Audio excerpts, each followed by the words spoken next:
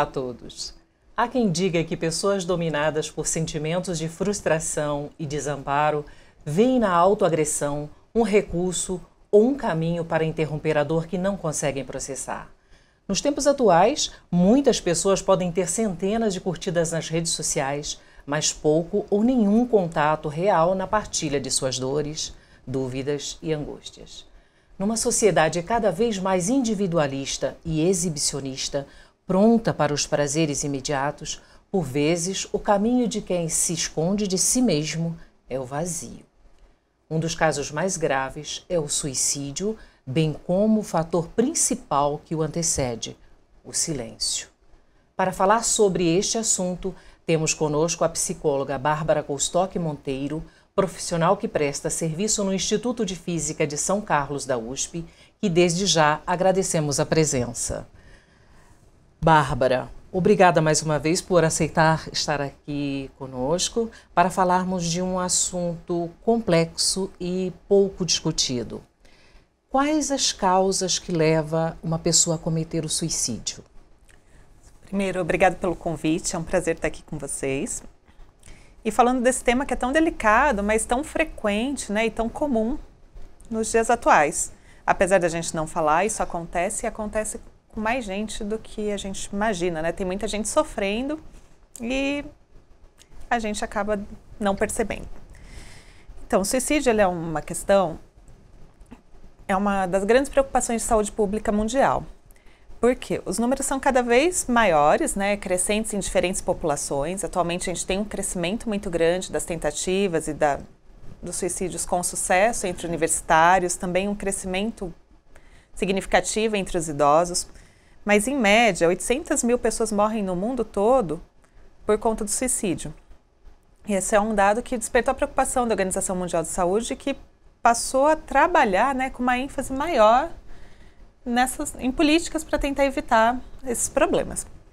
Então, a gente tem hoje, assim, esse número bastante grande e também exigindo com que a gente comece a falar mais e tomar práticas adequadas de proteção para evitar que isso se dissemine ou aumente ainda mais o número. E a família? Qual o papel da família na prevenção? Então, quando a gente pensa em família, o que a gente tem ali? A gente tem as pessoas mais próximas das pessoas, né? As pessoas em quem a gente tem a quem recorrer, as pessoas para quem a gente pode pedir ajuda e as pessoas que conhecem um pouco mais de perto a gente. Então, é quem consegue observar algumas mudanças mais significativas e, a princípio, são também aquelas pessoas em quem a gente busca maior amparo, maior apoio, né? Com quem a gente pode contar nos momentos de mais dor e mais dificuldade. Então, quando eu estou pensando no caso dos universitários, né, que é o público que eu tenho maior contato atualmente, mas, de modo geral, isso serve para a população geral. Quando a gente tem famílias estruturadas, não só de pai, mãe, pessoas que têm emprego. Quando eu digo famílias estruturadas, são pessoas disponíveis, acessivelmente, assim, emocionalmente disponíveis, a quem a gente pode recorrer. Quando a gente pode contar com essa família, o papel da família na proteção do suicídio é de grande valia. Sim.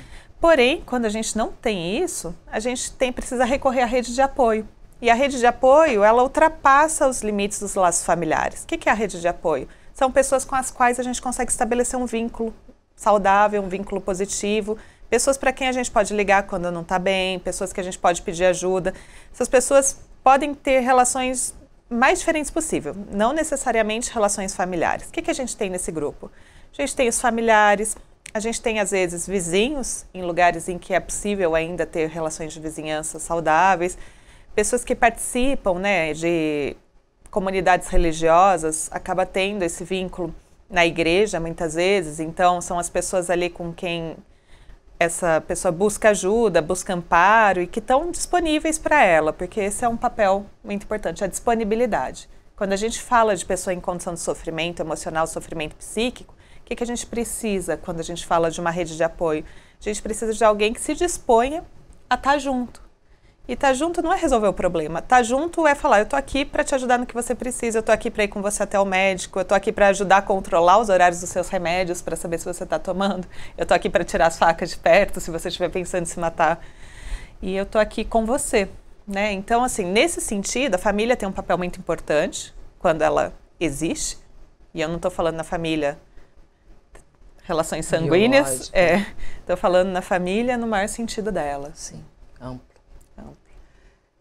A impossibilidade da pessoa em identificar alternativas viáveis para a solução dos seus conflitos, ela está relacionada a distúrbios ou a ações externas? Eu diria que dos dois. Quando a gente pensa na prática do suicídio, tem uma relação muito grande com os transtornos e distúrbios mentais. O que são eles? Depressão, ansiedade, condições assim, a gente chama aqui de transtorno de personalidade, né? Transtorno borderline, traços de impulsividade, pessoas com esquizofrenia, com outros tipos de adoecimento, mas também as condições das pessoas com dependência de substâncias. Esses transtornos aumentam a chance da pessoa cometer suicídio. Porém, a tentativa de suicídio, ela não vem do nada, né? Muitas vezes a pessoa acaba cometendo ou vendo a situação como impossível de ser resolvida quando acontece algum gatilho ou quando tem algum disparador, término de relacionamento. Às vezes a gente vê aqui entre os estudantes, às vezes até a reprova em disciplina, que você fala, nossa, mas você acha que o mundo vai acabar por conta disso? Sim, a pessoa naquele momento acha que vai mesmo. Não vê uma solução. Não vê uma solução. E aí, quando a gente fala assim de impossibilidade de resolver o conflito ou de solucionar, né? É porque a pessoa, nesse momento, ela não vê alternativa. A única possibilidade dela acabar com aquele sofrimento, dela acabar com aquela dor, é tentando se matar. E tentem imaginar o que é isso, né? O sofrimento é tão grande que não tem outra saída. É muita dor, gente. Porque, na verdade, às vezes, ela não quer se matar. Ela quer matar o que causa o sofrimento. Isso, né? ela quer parar de sofrer. Exato. E o álcool nos jovens, na adolescência, o álcool e as drogas, tem uma influência, ou seja, encorajam o jovem a cometer esse ato? Então, nessa pergunta a gente tem dois elementos, assim, a questão do uso de álcool e substâncias durante a adolescência, ela é bastante crítica, né? Porque quando a gente pensa num adolescente, é alguém que está passando da fase de infância para a fase adulta. E isso não é só na idade, né? Isso é na maturação fisiológica mesmo do cérebro. E quando a gente faz uso, abuso de substância nesse período, o que a gente tem? A gente tem o cérebro não completando o seu desenvolvimento da forma prevista. Dessa forma, essa pessoa vai ter uma tendência, né, a desenvolver os transtornos que a gente já comentou e pode piorar. Agora, quando a gente pensa na pessoa numa condição de sofrimento, que faz uso de substância, o que acontece? Às vezes ela não tem coragem de cometer algum ato, às vezes ela, né, no geral as pessoas ficam ambivalentes com a condição de se matar ou não se matar, e aí quando ela bebe ou quando ela usa alguma droga que aumenta a impulsividade, o que acontece? Ela acaba se tornando muito corajosa. Sim. E nesse momento de muita coragem, acaba sendo quando ela acaba tentando contra a própria vida, assim, quando ela tenta se matar. Nesse sentido, o abuso de álcool, de substâncias, ele acaba sendo uma consequência, pode acabar tendo como consequência, né, o suicídio, nessa condição de que uma pessoa ela se torna mais impulsiva nessa condição. O uso do álcool e das drogas. Isso. E também a gente tem também a condição do uso dos medicamentos, né? Porque muitas vezes também essa pessoa pode tomar calmante em excesso para tentar evitar aquele sofrimento e extrapolar nas doses. Sim. E assim por diante. E agora, existe uma faixa etária mais atingida? Ou o número de casos é diferente entre homens e mulheres? Então, a gente tem dois períodos, assim, a fase da juventude, que a gente tem ali dos 15 aos 30 e poucos anos. Nesse período tem uma incidência maior e a partir dos 75 anos. E cada momento por condições diferentes. Assim, um fator que ajuda, que agrava, né, que favorece a tentativa de suicídio é o isolamento. Então, a gente tem pessoas em condições de um isolamento social maior, ela tenta cometer. A gente tem uma faixa proporcional de homens e de mulheres que tentam cometer suicídio. Porém, no geral, os homens têm mais sucesso. Por quê? Porque eles usam formas mais agressivas. Mais Por exemplo, letais. uso de armas. Mulheres, no geral, tendem para a questão da medicação. Então, assim, eles acabam tendo mais êxito nas tentativas deles. Então, a gente tem um número um pouco mais alto de homens que se matam. Mas a gente tem um número maior de mulheres que tentam se matar. E uma outra proporção é assim, as mulheres, elas são mais recorrentes, porque uma pessoa que tenta se matar, ela não tenta se matar, geralmente, uma única vez. Ela tem aquela tentativa e ela vai ter tentativas sucessivas. E nessa sucessividade, assim, é a hora que a gente precisa intervir, para evitar, né, que essa pessoa tenha êxito no que ela está tentando. Então, as tentativas, elas são recorrentes, principalmente entre as mulheres, né, que entre os homens pode acontecer essa recorrência também, mas no geral eles tentam formas mais agressivas. E daí com mais sucesso. Com mais sucesso. Infelizmente, né? Agora, no nosso meio, nos nossos relacionamentos, como é possível identificar uma pessoa com características ou propensão ao suicídio? Então, a gente pode considerar aquelas pessoas com comportamento mais retraído, as pessoas mais voltadas para si mesmo, sabe? A pessoa que não vai procurar ajuda. Pessoas que sofrem por doenças psiquiátricas, pessoas muito deprimidas, pessoas com algum tipo de transtorno psiquiátrico, pessoas com dores crônicas, pessoas com doenças crônicas, por exemplo, se a gente pensar numa pessoa com HIV, com câncer, são pessoas que não veem muita saída para a vida dela, né, e tem medo de como vai ser no futuro, então essas pessoas tentam, na condição das doenças psiquiátricas mais graves, né, uma condição debilitante para a pessoa, assim, debilitante socialmente, emocionalmente. Essa pessoa ela vai perdendo o valor social, então a gente volta naquela questão do isolamento também. Sim. Então, pessoas também em momentos de crise de ansiedade ou de pânico. Então, isso tudo traz muito sofrimento para a pessoa que está naquele momento. Assim, agora, uma coisa que a gente dá para ficar atento são mudanças de comportamento. Por exemplo, você tem um amigo, você tem um colega de república, você tem um vizinho, você tem um familiar que tinha determinado padrão de comportamento e deixou de ter, é uma pessoa para você ficar atento. A pessoa engordou demais, a pessoa emagreceu demais, era uma pessoa que gostava de conversar, já não gosta tanto, era uma pessoa que gostava de fazer coisas, que às vezes, assim, aquela pessoa que você fala, vamos no mercado comigo, a pessoa vai, vamos fazer isso, a pessoa vai, de repente nada mais tem graça. Então, quando a pessoa muda e passa a ficar cada vez mais voltada para si mesma, é uma condição de alerta. Isso serve para qualquer tipo de vínculo, sabe? Às vezes a gente consegue observar isso num colega, nem é tão próximo, mas você vê que aquela pessoa já não está mais igual. Alguns professores conseguem observar isso entre os alunos deles, né? Então, isso é comum. Comum, assim, é um sinal de alerta comum, é uma coisa para a gente reparar. Assim, tem também, às vezes, aquela questão que a gente fala de quem quer se matar não avisa. Sim. Isso é mito, tá? É mito, né? No geral, a pessoa avisa sim, no geral, ela pede ajuda sim, e às vezes ela não é escutada, ela não é ouvida. Às vezes aquilo é entendido como uma forma de tentar chamar atenção, e não é uma forma de tentar chamar atenção, ela está pedindo ajuda. E se uma pessoa fala de se matar, entenda isso como um sinal de alerta, e não considere isso como não, é frescura, só tá falando isso dessa vez. Não. O porquê não tentar ajudar, né? Mais pra frente eu vou dar algumas dicas assim de o que é ajudar nesses casos, mas se a pessoa pediu sua ajuda, não ache que isso é pouca coisa, ela está realmente precisando.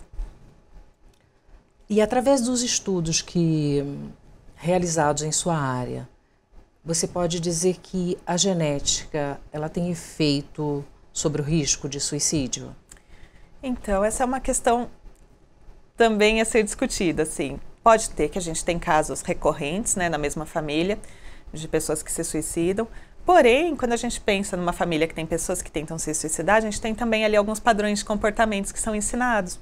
Então, às vezes, aquela família não tem um repertório de resolução de conflito, de resolução de problema, e acaba encontrando como solução a tentativa de suicídio. Mas a gente tem, sim, uma frequência entre membros consanguíneos. Sim. Porém, eu não tive acesso ainda a nenhum estudo que comprovasse que era questão genética ou que era questão comportamental, a questão aprendida ali naquele grupo social. Certo. E aí a gente tem também, né, isso é comum e é aí que é o problema do falar de suicídio, quando a gente começa a falar disso de uma forma errada, que é o efeito Vetter, que eles chamam, né? Sim, o que é isso? A gente tem uma família, pessoas que se matam para resolver problemas, outros começam a se matar, isso pode acontecer, por exemplo, em escolas, que nem já teve casos, né, de colégios em que os adolescentes começaram a se matar e aí um se matou e a gente teve uma cascata disso. Isso acontece porque acaba servindo como modelo. Por isso que, assim, quando fala, não é ruim falar de suicídio, as pessoas vão tentar mais se matar. Não é ruim. é ruim falar da forma errada. Aqui a gente está falando de prevenção, de Sim. fatores protetivos, de formas de prevenir, de formas de identificar. Porém, se a gente começa a ver aquelas condições, principalmente em redes sociais, aqueles grupos de pessoas que estão tentando se matar, pensando em se matar, e ficam discutindo formas mais eficientes, estratégias. Essa é a forma negativa. Errada. Errada. De se E é o falar. jeito de se evitar. Então, assim, no mês de setembro a gente tem as comemorações, né, do Setembro Amarelo. E muitas vezes nesse mês a gente tem também um crescimento das tentativas de suicídio. Não porque está sendo tratado de suicídio, mas porque as pessoas estão falando de condições também da forma errada, né, quando não é feito da forma correta, estão falando de formas de conseguir se suicidar. Exato. Agora, diretamente para você, de uma forma um pouco mais pessoal, qual o seu estado de espírito quando você se depara com uma pessoa onde você identifica a possibilidade de suicídio e você já atendeu alguém que mais tarde se suicidou? Ainda bem que não. Eu já atendi pessoas que tentaram se matar durante o período de atendimento, mas ninguém se matou, por enquanto. Porém, isso pode acontecer, né? Assim, a gente oferece ajuda, assim como os familiares, os amigos, a gente vai até onde a gente alcança. Eu acho que uma coisa que me tranquiliza é a sensação de que eu dei o melhor que eu podia dar naquela condição. É a sensação de que eu fiz tudo o que eu podia fazer, de que eu fiz todos os encaminhamentos que eu deveria ter feito, que eu tive sim disponível para essa pessoa. Isso me tranquiliza. Porém, quando você pergunta qual que é meu estado de espírito, tem dois lados, né? Tem a Bárbara psicóloga e a Bárbara pessoa. Eu, por dentro, eu sofro, porque é muito dolorido você ver uma pessoa naquela condição de sofrimento. Quem já tiver tido contato com alguém que estava pensando em se matar ou tentando se matar, acho que vai entender o que eu estou falando. A pessoa, quando ela está nesse momento, ela chega num momento de dor, de vazio, assim, que é angustiante de ver. E a vontade é de tirar a pessoa daquele lugar, né? Agora, eu, como psicóloga, que é isso que alivia o meu lado pessoal, eu acabo tendo algumas ferramentas para facilitar isso. Alguns meios de prevenir, alguns meios de evitar, algumas formas de ajudar. E assim, tudo pautado numa teoria, tudo pautado em estudos. Então, não é o meu achômetro, não é eu dar um abraço no fim da sessão. Isso pode acontecer também. Porém, não é só isso, né? E eu tenho as ferramentas que ajudam nisso. E é isso que me ajuda a ficar bem. Então, já teve períodos, assim, de uma procura absurda de pessoas tentando se matar. Eu atendi 5 pessoas com tentativa de suicídio na sequência. Lógico, chegou no fim do dia, eu estava esgotada. Porém, assim, acredito que eu fiz as coisas de acordo com o que eu deveria ter feito, assim, de possibilitar ajuda, de buscar recursos, de ajudar a criar uma rede de apoio, porque o psicólogo ele não consegue estar do lado daquela pessoa 24 horas por dia. E quando a pessoa está numa situação grave de tentativa de suicídio, ela precisa, sim, de pessoas que estejam do lado dela 24 horas por dia. Então, o que eu consigo fazer? Eu consigo acessar essas pessoas, eu consigo pedir ajuda para pessoas estarem ali e tentando modificar essa situação. Bom, estamos chegando já no final do nosso programa e as nossas câmeras estão à sua disposição para você passar ou uma mensagem ou uma orientação para pessoas que se veem num quadro de depressão ou se sintam desencorajadas ou pressionadas por algum motivo. À vontade. Certo. Então, gente, se você não está bem, se você não está se sentindo bem, procure ajuda. Tem formas dessa dor diminuir, tem formas de aliviar isso. Assim, são ajudas com acompanhamento psicológico, com acompanhamento psiquiátrico, que muitas vezes ainda é tabu, é visto como médico que vai tratar de loucos, e não é isso. Tá? É só o médico que é especialista em tratar aquilo, do mesmo jeito que a gente procura o ortopedista quando quebra algum osso, que a gente procura o gastro quando está com dor de estômago. O psiquiatra é quando o nosso sofrimento é psíquico. Assim, procure ajuda, a depressão ela tem cura quando ela é tratada, os índices de sucesso são bastante altos no tratamento da depressão. Agora, se você é amigo, se você é familiar, se você é colega de alguém que está passando por alguma condição que você está vendo que não está legal, ofereça ajuda. Esteja ali com aquela pessoa, escute o que ela tem para falar, procure os encaminhamentos necessários, procure ajuda de profissionais. A gente tem no SUS equipes qualificadas para isso, então procure a unidade básica de saúde. eles têm condição de fazer uma avaliação mais precisa da necessidade de cuidado dessa pessoa.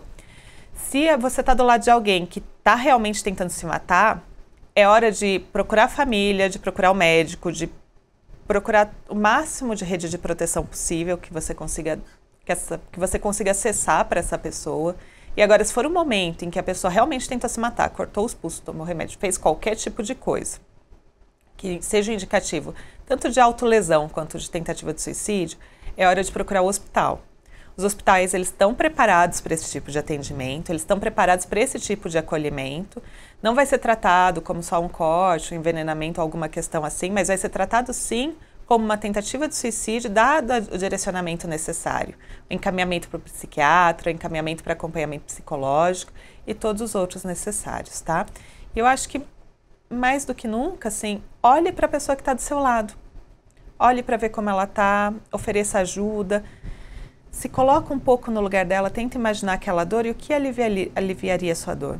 E não é o desespero junto, não é o chorar junto, não é o falar, no seu lugar eu também tentaria me matar, porque a sua vida realmente está muito ruim, que pode ser que esteja.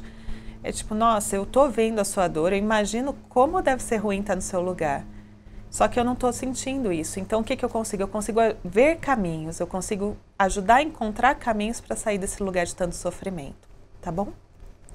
Muito obrigada, Bárbara. O programa Feminino de A a Z fica por aqui. Agradeço imenso a nossa convidada de hoje, Bárbara Tolstói Monteiro, a sua participação num tema tão atual. Agradecendo também aos nossos colegas de equipe de produção deste programa, Braz Muniz, Marcelo Firmino e Anderson Muniz. Fica desde já marcado novo encontro com vocês no próximo programa. Até lá!